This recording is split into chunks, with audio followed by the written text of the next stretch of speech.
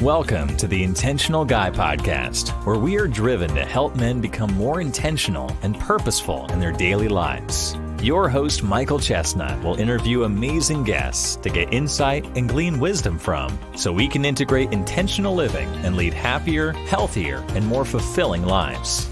All right, let's get started with the show.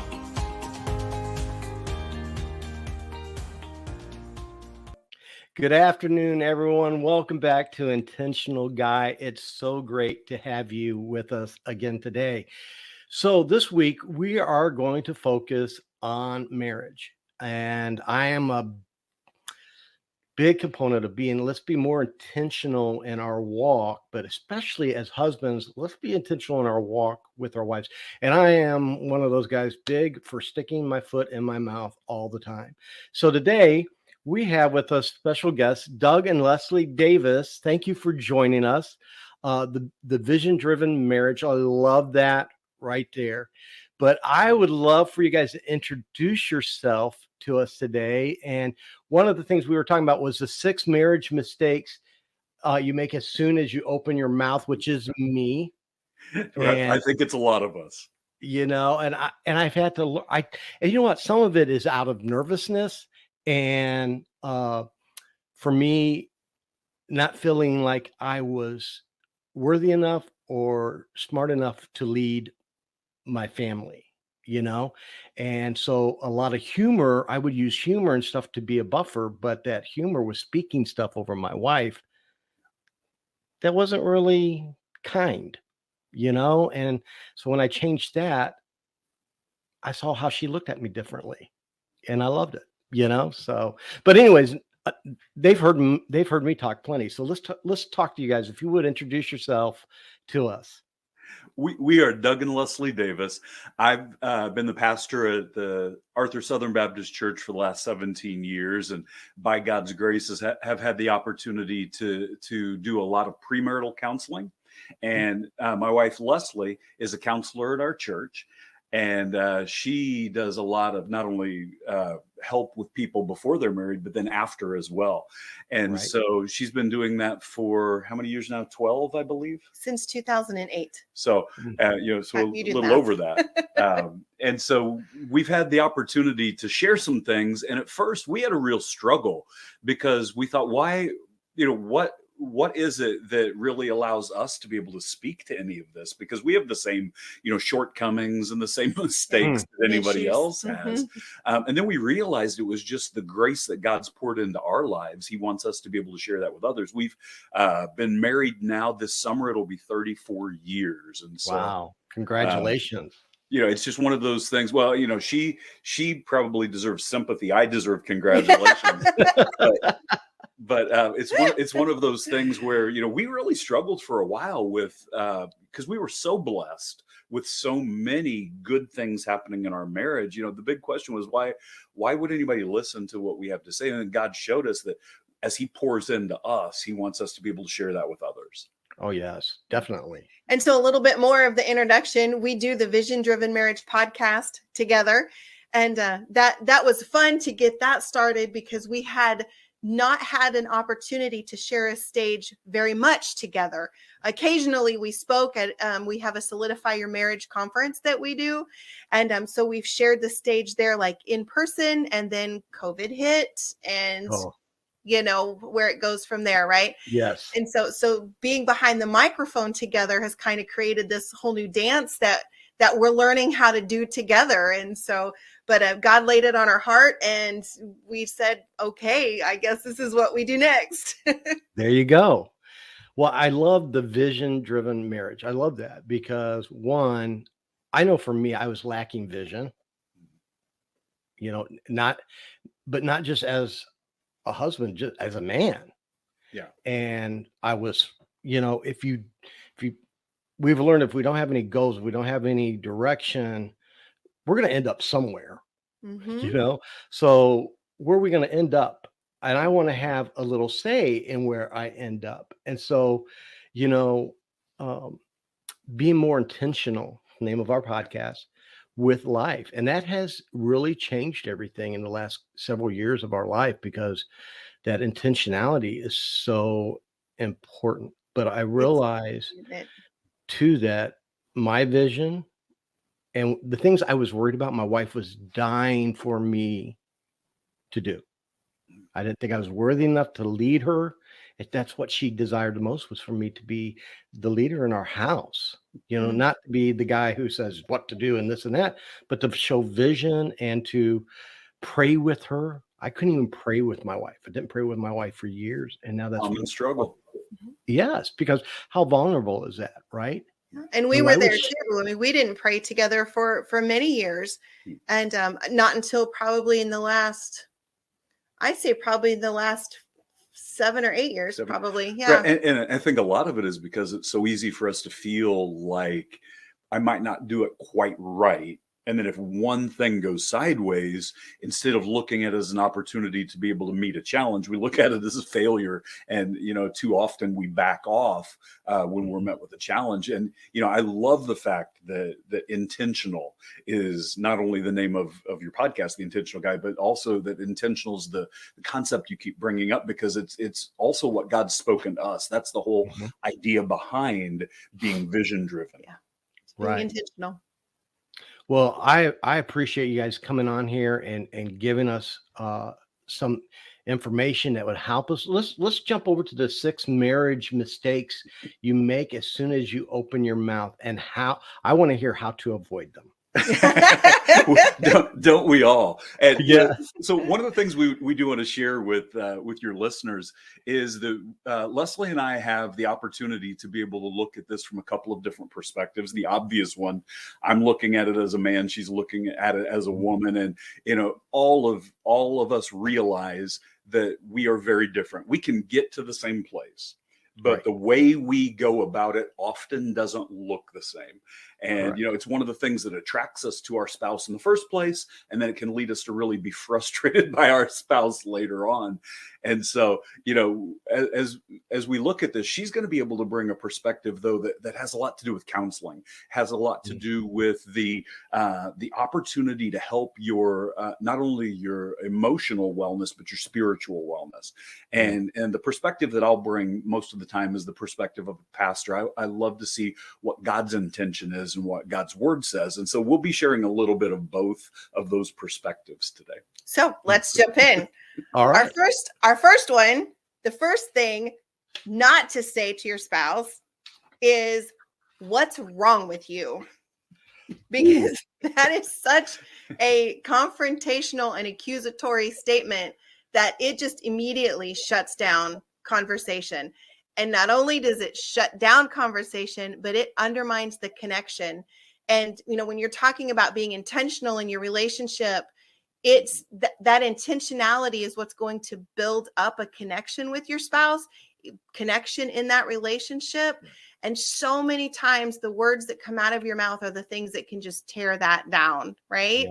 Yeah. And so that first thing is, what's wrong with you, or anything that means that, because it's okay for us to evaluate a situation and realize that that perspective doesn't seem to make sense. But instead of looking at it from what's wrong with you perspective, that shuts down communication. Instead, we need to be really inquisitive and start finding out what's going on, because what we probably meant, instead of what's wrong with you, is why are you reacting this way? This doesn't make sense.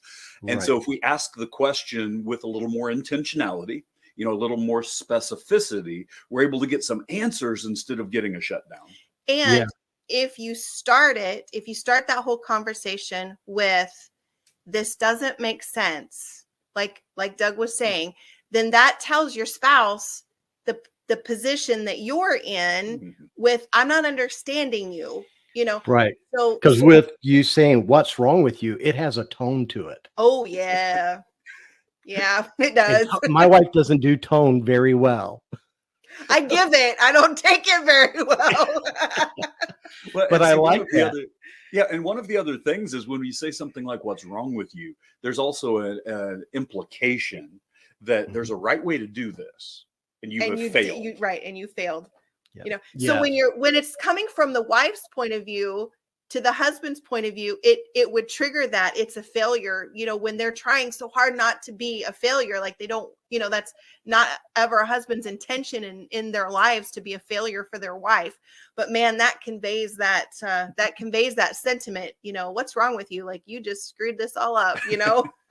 Leslie, can I ask you real quick? Do you think? See, that's me. Are most men that way? They're worried about being a failure with their wife. Yeah, Do you think that's one of our common fears? Yeah, I think so. And I mean, Doug would be better off to speak to that, but I've seen that a lot in the counseling office. But, one of the things that I didn't realize early on in our marriage was that he had that fear too, but because of his personality and his leadership skills and just the way the dynamic in our relationship went, I didn't realize that he struggled with that. Like, that was kind of a hidden part of him. And I didn't learn that about him until, a lot later. And I've never thought that he was a failure. I mean, even when, there were some things that, early on in our marriage, I mean, we haven't done everything right. There's been times where things get kind of messed up, but I have never thought that he was a failure, And if I maybe knew that was something that he was thinking about or struggling with, I would have been able to speak positive things into that for him. But see, that's something, Michael, that I think that when you express that you deal with that, I think a lot of men do, but for different reasons. One man will have a different motivator why he feels that way than another. But I think one of the common threads is we've been given a gift to be able to be responsible for the people we love. Mm-hmm. And, that's not very popular today because it's not because our wives can't do pretty much everything for themselves. Of course they can. We've been blessed with wives who are intelligent and capable and can do all these things for themselves. But we've been given the responsibility by God to take care of the people we love. Yeah. And I think that responsibility causes us to feel like a failure if we think we haven't loved them properly. And so with this first of the 6 things, the what's wrong with you statement, as soon as you say it, you've kind of messed up. It goes back to a concept that's really misunderstood right now, because we know that God has commanded us as husbands to love our wives the way Christ loved the church. And we feel that responsibility, whether we can put words to it or not. We feel that weight. Yeah. And so we want to be able to love our wives well. We want to be able to, to be obedient to that call even before we can put words to what it looks like. And so, we want to encourage you, rather than saying something that would make her feel unloved, to be able instead to ask questions so that she knows she's valued. Then you're able to still get to the root of the matter. What's going on? This doesn't look like you. This isn't something that you would normally do, or something that I don't but understand. She would feel loved instead of unloved, and eliminates that opportunity for us to feel like we failed. But for the ladies, often they get the same opportunity, though, as they speak to their husbands. They can make them feel disrespected. Yes. Yeah. That would, because that is a very disrespectful, what's wrong with you in the tone. That's a very disrespectful kind of way to come across in that. Absolutely. And all you're going to do is put walls up on each side. Me and my wife are really good with walls, and so that you're not what you're trying to accomplish. Are you getting what you're trying to accomplish? Probably not. Right. And so ultimately it comes down to how can we be more obedient to that call that God's placed in our lives in Ephesians 5, where husbands are supposed to love their wives and wives are supposed to show respect to their husbands. And so I guess the question is, can I find out what's going on in a way that is loving to my spouse, or ladies, a way that respects my husband, instead of shutting them down because they feel unloved or feel disrespected? Yeah. Great. Well, how about 2? Well, number 2, something that you shouldn't say, or that's a mistake if you let it come out of your mouth, right, is you're always so lazy. Or it's any statement that's always or never. Is basically it. We're just giving one example, but anytime you say you always or you never, chances are that's not true. Because generally always and never, you should always never say that. How's that? Should just not. Yes. Generally sweeping generalizations are something that if you realize that that's something that you're doing, you just take a step back and say, okay, why is this a general statement? And, why do I feel the need to have this sweeping generalization? And it may be because whatever was said, there's something underlying that can't be said. You're not able, like, for instance, we'll use the example, you're always so lazy. I have seen wives say that to their men, and, of course, into the counseling office for, marriage counseling or whatever. But what the underlying thing is that she could have said, instead of "you're always so lazy," is "I feel unimportant or unvalued because you won't do what you say you'll do." In whatever it is, I fix the garage door, change the oil in the car, right. Whatever it was. If he said, "I'll do that," just to get her to be quiet, and then it has to become louder, or it has to become an always or a never statement, because it's not then just about the issue that's been said. And the reason that becomes so dangerous, we're sharing again from the counseling perspective, whether it's the pastoral counseling or in her counseling office. Yeah, because we never talk to each other like that. Always.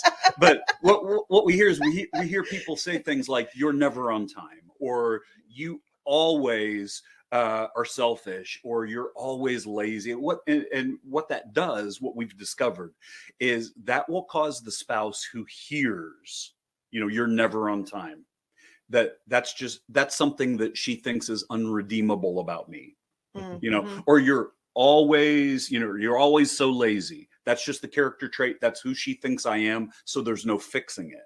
And so what that does is that causes such a barrier in relationship. It does two things.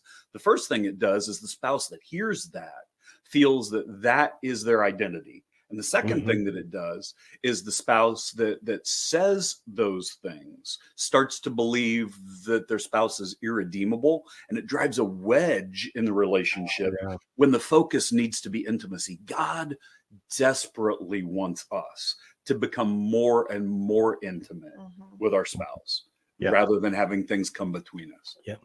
And that is so, to say that is so defeating. Yeah. That it can knock the wind, especially men. It can knock the wind out of us, that we feel like, and then get paralyzed in it. And this is something common I hear a lot, what you just brought up with couples. And a lot of it is because, like you said, the man said, "I will take care of this." Like, I know, like, the finances, "I will take over this, I will do this," but then never follows through with doing it. But the underlying thing is he doesn't feel he's good enough to do that. And then the more we say this, the more he feels that way. So the more we go down into that rabbit hole and don't come out of it. Right.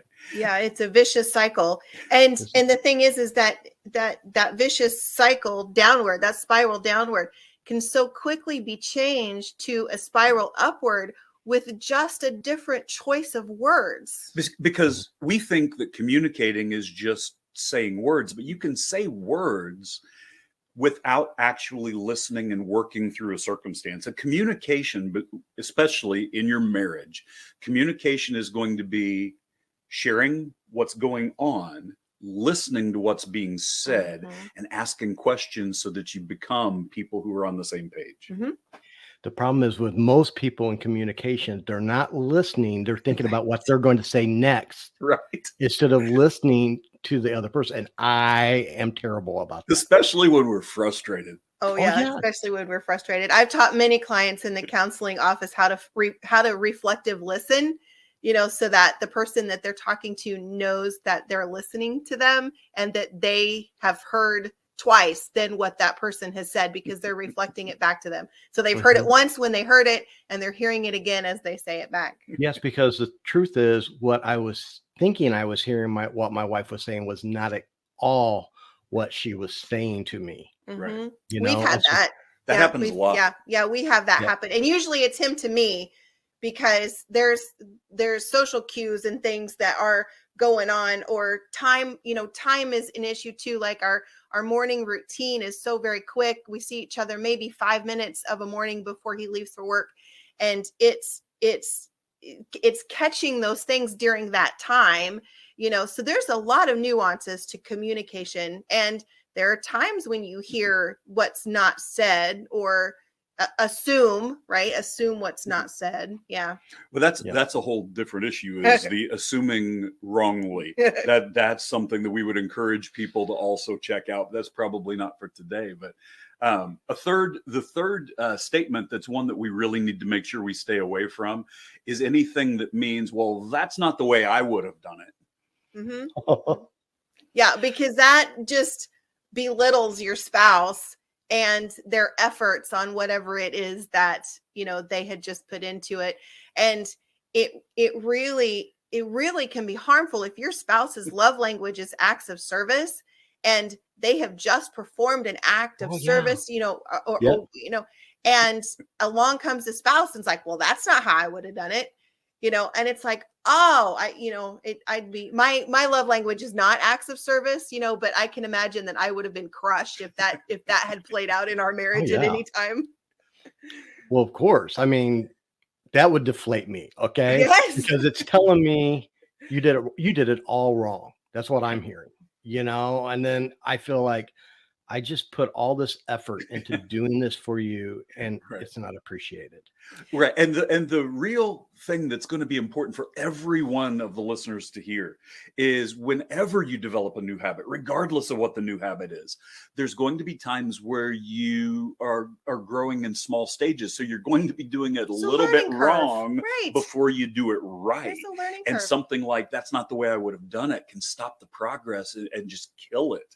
I've seen this play out too, not just as acts of service, or like a behavior or doing something, but also in decision-making skills. And a lot of times it plays out like, that's how it plays out from a wife to a husband. A husband makes a decision, and that's his place. He's the leader of the family. So he has made this decision, and the wife says, that's not how I'd have done it. And there it goes. It's gone south, or that has belittled his decision on how he would have done it.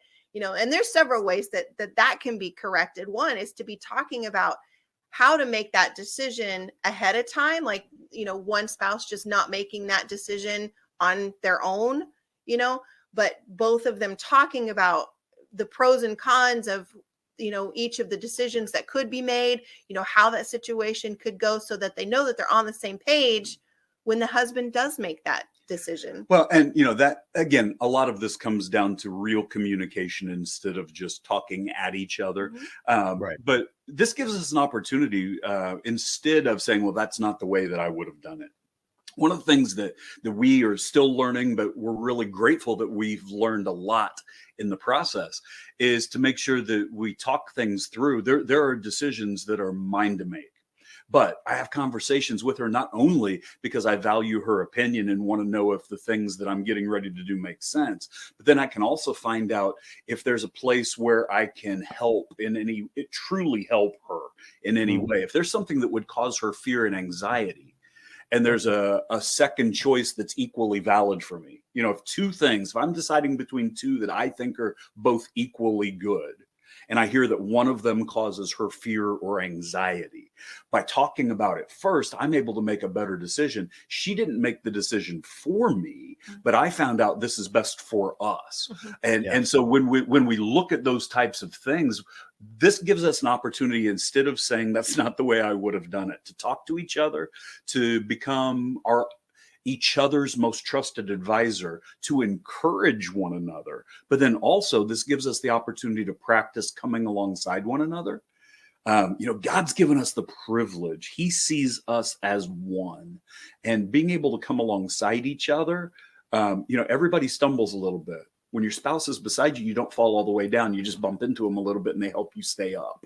And that's kind of what this looks like. Yeah, it creates a trust factor that is important in a marriage, because I can, like, he's acting trustworthily. Is that a word? Yeah. You got it now. Yeah. Trustworthily, and so the consequence of that is that I learn I can trust him in the decisions that he's making, because I know that he's considering what's best for me in the decisions that he's making. So that creates a trust in the relationship that it goes a long way in solidifying our marriage. It does, but it's something that takes a very long time to create and then maintain, and it only takes one really bad decision to cause it to crumble. But we get to hear people say, my wife should trust me, and the question that often gets asked is, are you acting in a way that's trustworthy? Yep. And so for men, if you want to be intentional, I want to be intentional, and one of the things that I need to remember to do is to act in a way that's trustworthy. When I do that, then it's legitimate for me to pray that my wife would trust me. Yep. But, it needs to start with that question within ourselves. Are we acting in a way that's trustworthy? And I think it's an attitude. When I'm hearing this, I think it's an attitude with my wife and then she can trust me with it a lot better, but of course, all that's the way you present something, let's be honest. It is as well. And like you said, it takes time, because I think part of the problem is maturity. Yeah. In some ways, as we get older, hopefully we get better with these things. But, honestly, a lot of these we've all been guilty of doing, especially probably in the first part of our marriage. Oh, yeah. Right. As we're really getting to know the other person, but also get past looking at us and seeing our spouse for who they are, being able to see them, not just be with them, but see them and what matters to them and what's important to them. So, right. So let's go to number 4. All right. I'll go ahead and take number 4. I'll let Leslie take number 5. Number 4, don't say something that implies stop being so emotional. And don't say stop being so emotional. Don't say stop being so emotional. Because one of the things that we talked about earlier, there are differences between men and women. And one of the things that has been difficult for a lot of us as men is not being able to fully process one of the main differences. Men tend, not always, there's always exceptions, men tend to be problem solvers who think it through and then maybe later will feel something about it. But we want to get in and fix it.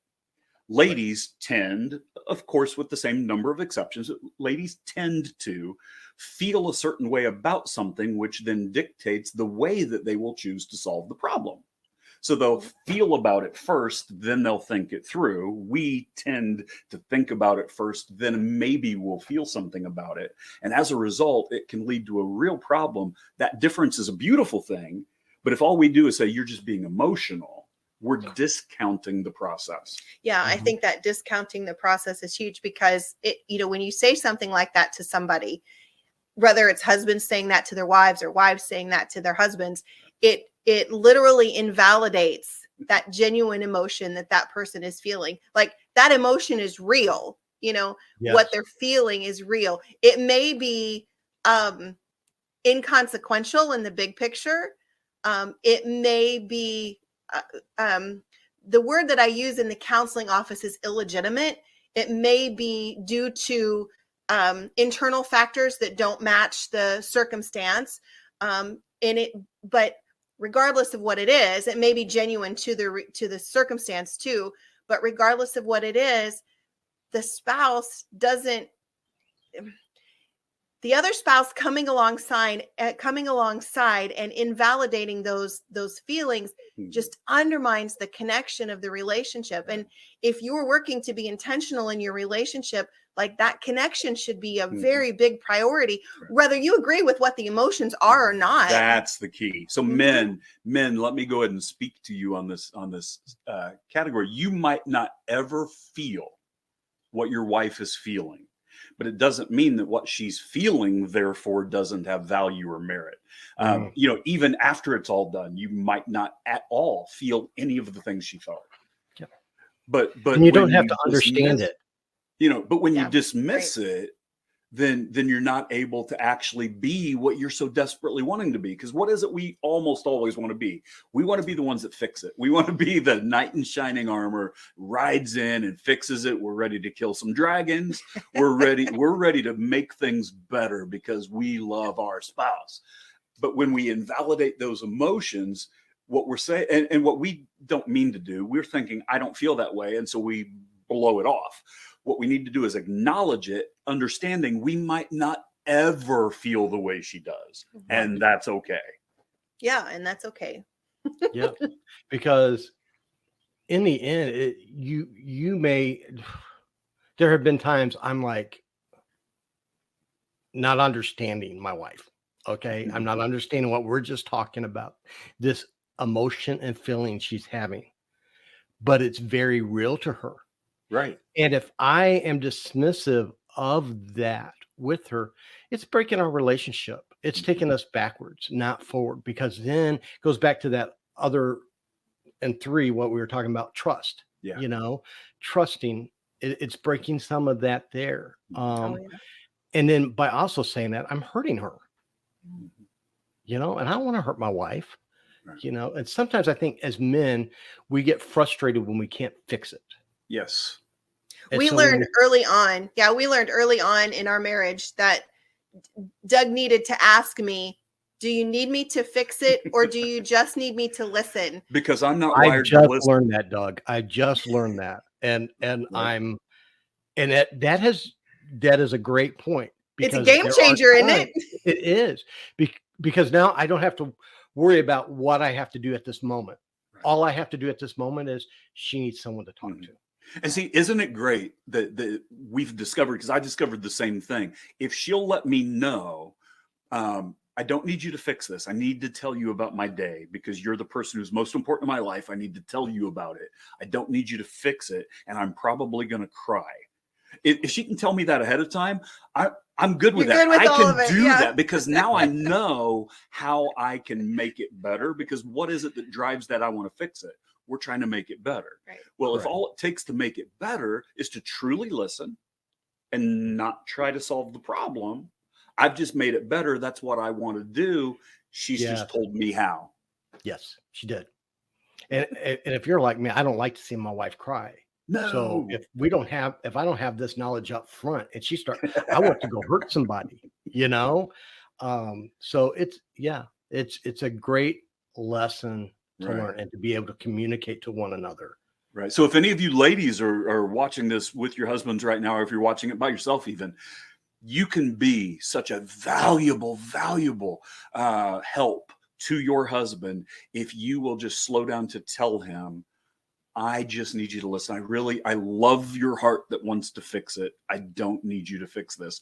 That will help us more than I can tell you, ladies. Or I just need you to fix this because I'm emotionally spent. I can't do anything else right now. Like, I need you to fix this. That's good knowledge too. Yeah, just step in and fix it. Yeah. And so but that's all basic communication.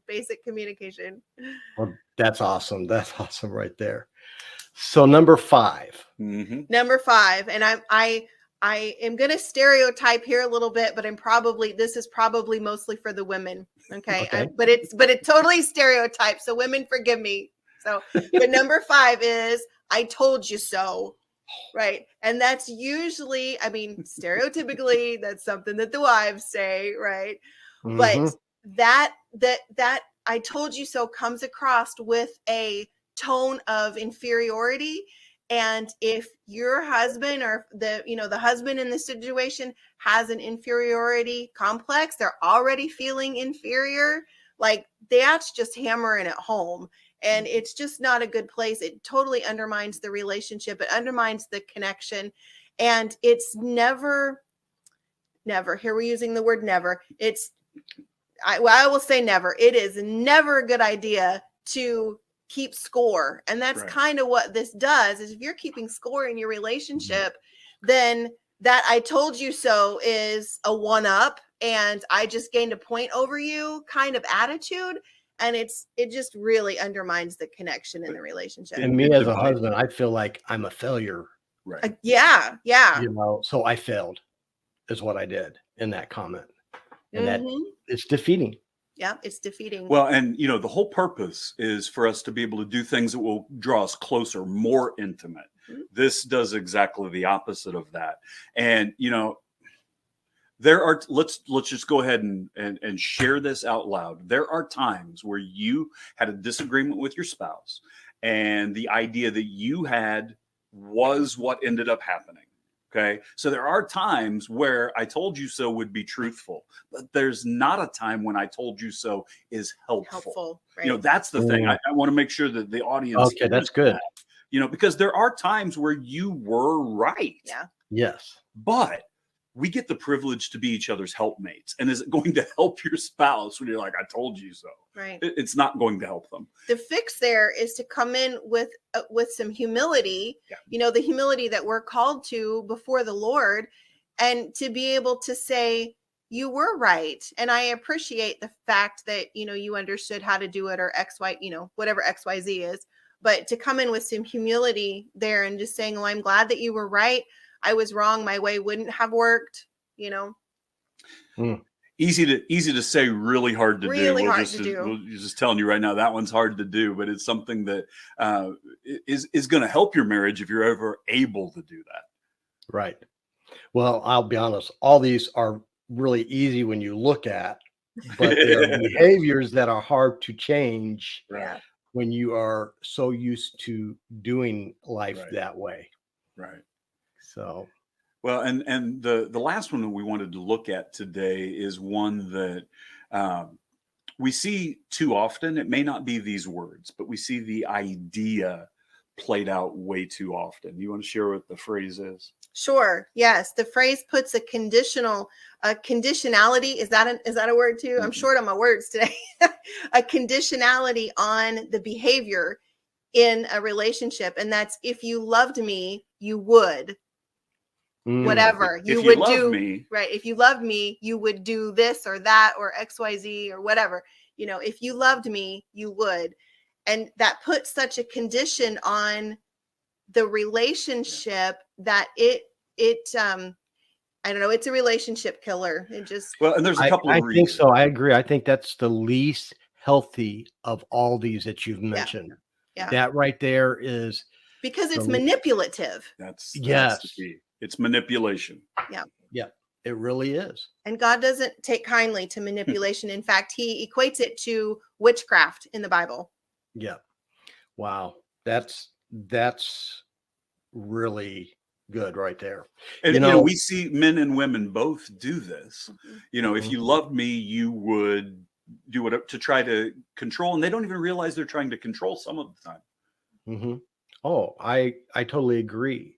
And I wish, as people are listening to this, to ask them to be honest with yourself if you do any of these, because we have the ability to change. One of the things, and I won't get into it long, but I'll tell you shortly, I'm using your words, how this went was a friend of mine approached me over how I teased my wife when we went out to dinner. And at first I didn't like what he said, kind of put my walls up, but then I was like, it's a good friend. My wife has been even saying, I just don't listen. I started doing it, and I changed my behavior. And it didn't take very long that I saw a difference in my wife and how she responded back to me. And then I saw walls going. I didn't realize I was putting her walls up, and ever since we've done that, it's kind of changed how we're communicating to one another, because this is the woman I love. So let's have an intentionality to this. I love her. So if I truly love her, I need to be selfless, and I need to quit thinking about myself and thinking about her needs. Right. Mm-hmm. And I'm hoping she's doing the same back. Right. But we are. And in that, then we're communicating better, and we see each other for as individuals, who we are. That makes us better together. Then in that intimacy you talked about earlier, how important learning these things builds intimacy with one another. Right. And one of the things we've discovered is that Satan loves nothing more than to drive a wedge in any relationship, but he loves to destroy marriage relationships. Just absolutely loves it. And he uses the same lies that he tried to use when he used when he tried to tempt Jesus. Because, Jesus, as the Son of God, when he was tempted in the desert, he was trying to tempt him with, just, worship me and I'll give you all the land you see. We already owned it all, throw yourself down, and call the angels to save yourself. All those things that he was tempting him with basically were saying, you know who you are. You deserve to be rescued. You deserve all of these things. And that same lie is shared with us because Satan would love to tempt you to say you deserve better treatment in this marriage. You deserve something more. And so, to try to control that, you say, well, if you loved me the right way, you'd do this for me, or you would say this, or you'd change here.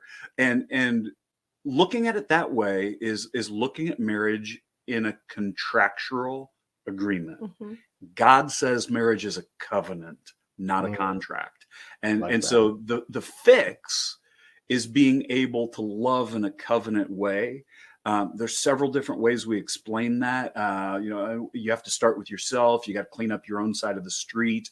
But Leslie, what are the things that are most important to you about living in a covenant way? And then I'll share a couple of the things that are important to me. Well, Michael, I think you hit it right on the head when you said that the behaviors that you changed started bringing down your wife's walls. That's the first thing in a covenant relationship, is that we have to realize that our behavior is the only behavior that we have control over. And it is influential when we're in a relationship. Like, you changed your behavior for the better, and it affected your whole relationship, your whole household. Right. But you chose to do that. And that wasn't like you pointing the finger and saying, okay, well, I'll clean up my side of the street if you clean up your side of the street. That's kind of what we talk about. But you started seeing her behavior change because you changed your behavior. And I think a lot of times we get caught up in a contractual relationship. Well, he's not going to do this, or I have to do this, and he's not going to be able to do anything. That sort of, I'll scratch my back if you scratch your back, or you have to scratch my back first before I'm going to do anything. And that's not the way God has intended for it to be. He's intended for us to be in a covenant relationship, which looks a lot like what you can explain. The big difference, as Leslie was talking about with the contract, too often people look at their marriage and they think, I'll do what I promised I would do, but only if you hold up your end of the bargain. If you let me down, then I'm released from my obligations to do things for you. And we see marriages struggle. We even see marriages fall apart under that kind of contract thinking. God calls a marriage a covenant, and he shows us what a covenant relationship looks like. Here's the basic difference. In a covenant, I will do what I promised I would do just because I promised. Not because you held up your end of the bargain or not because you're making me happy or not because you're doing the right things. I promised I would, so I will. And that's it. Where in a contract, if you don't hold up your end of the bargain, I don't have to do what I said I would do anymore. If I hire you to put a fence around my yard and you only complete two sides of it, I don't have to pay you. Right. But too many people try to think that their marriage can operate under those same types of contractual law, where God says it's a covenant. And he demonstrated to us what it looks like. I'm so grateful that God relates to me in a covenant rather than what I deserve, because I don't deserve the grace he gives. I don't deserve the mercy he gives or the love. And so I'm thankful for covenant relationship. Yeah. I love that, because I can think of all these people who I've talked to who watch the podcast, and friends and things like that we struggle. And I think it's because we're not seen as a covenant with one another. We are seen it as a contract, and I don't know how many times I heard, and even in my own life, I mean, let's just be honest. I mean, there's been times I behaved that way in it, and you're not going to get the results you want from that, No. So if we can intentionally change how we think and see these things, it's really going to benefit our marriage and what we're doing. And as intentional guy, as we have husbands listening to this right now, as a husband, I like what you said earlier. We can't change what someone else does, right? But I am responsible for what I do. And so where do I need change at in my life? And listening to this podcast today, is there areas that I can change? I bet it's easy to sit here, and I bet some people have looked at it and go, yep, she does this. Yep, she does that. It's easy to point at other people and see what they do wrong, right? But it's hard sometimes to look at where I'm failing, where I'm lacking in, and can be better. But if we can do that, and we can change that. Let me tell you, you said it earlier. My wife and my relationship became better, and my family life became better. It blossomed past just me and my wife's relationship, but even to our kids, as well. And that's because God honors. I mean, when we attempt to do things in a godly way, God honors that. And we're not perfect. We're going to mess up at times, but God honors those efforts. That's right. That's right. Well, listen, thank you so much for being on here today. And I love this. Gives us a lot of food for thought today, a lot of things, a lot of takeaways here for people. But before we close, I want you guys to talk about your podcast and your ministry with us and where we can find out. I will put stuff in the description below, but I would love for you to just speak on that for a few moments. Sure. Well, we launched not too long ago, the Vision Driven Marriage Podcast.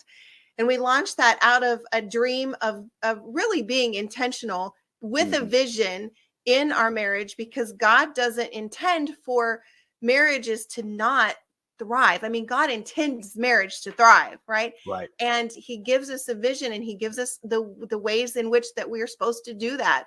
And so we launched the Vision Driven Marriage Podcast, and that can be found where you subscribe to any podcast. I mean, it's on all of the players.